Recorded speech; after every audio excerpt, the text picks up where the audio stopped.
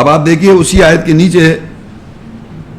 فَكُلُوا مِمَّا غَنِمْتُمْ حَلَالًا طَيِّبًا وَاتَّقُوا اللَّهَ إِنَّ اللَّهَ غَفُورٌ رَحِيمٌ، پس کھاؤ اس میں سے جو اچھا حلال ہے تمہارے غنم میں سے، وَاتَّقُوا اللَّهَ، اور تقوی اختیار کرو اللہ کا، بے شک اللہ بخشنے والا رحم کرنے والا ہے۔ اب پس کھاؤ اس میں سے جو تمہارا منافع ہے حلال طیب، تو منافع جو ہے یہاں لکھا ہے، وہ دیکھیں غنم لکھا ہوا ہے، یہاں بھی غنم لکھا تھا، اوپر بھی غنم لکھا ہوا ہے، اوپر لکھا ہوا ہے کہ وَاعْلَمُوا أَنَّمَا غَنِمْتُم مِّن شَيْءٍ، جان لو تمہارا کسی بھی شے میں سے غنم پروفٹ جو ہے، کسی بھی شے سے تمہیں منافع ہو، غنم ہو، پروفٹ ہو، اور یہاں لکھا ہے کھاؤ اس میں سے تمہارے غنم میں سے جو حلال ہے، تو اس کے معنی جو آپ کا پروفٹ ہو رہا ہے اس میں کچھ حرام بھی ہے، آپ کے پروفٹ میں حرام بھی ہے، حلال تو بتا دیا کھانا، وہ اللہ کا کھاؤ اپنے غنم میں سے جو تمہارا غنم ہے اس میں سے جو حلال ہے اور اچھا اور طیب ہے، تو پروفٹ کیا ہوا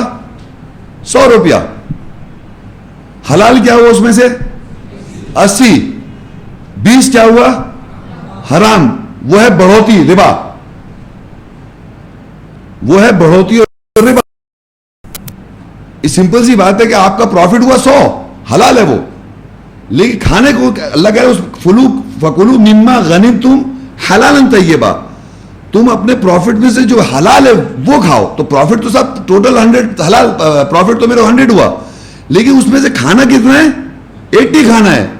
20 جو کیٹیگریز کا ہے، تو وہ بڑھوتی جو آپ کے پاس ہے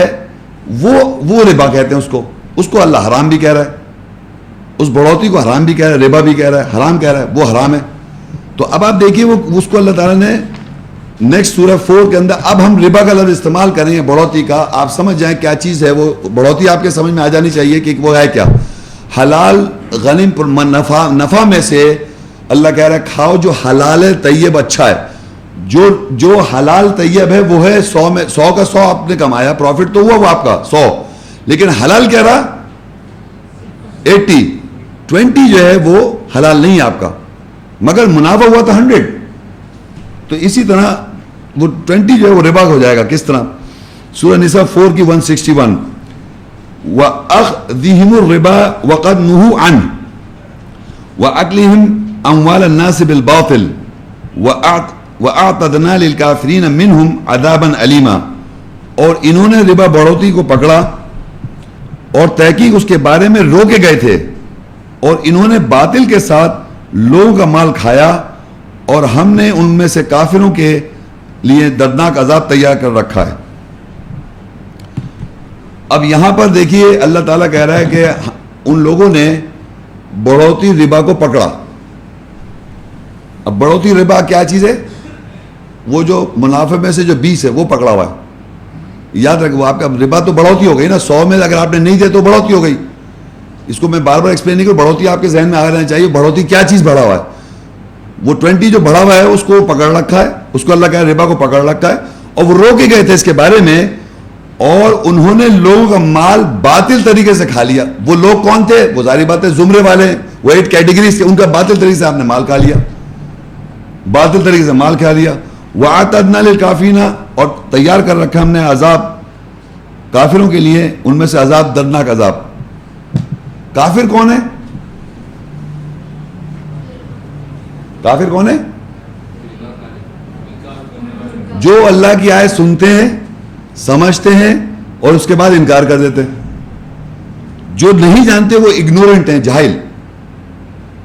اور جو جاننے کے بعد آیت کی وضاحت ہونے کے بعد اس کا کفر کر دیں وہ کافر ہوتے ہیں۔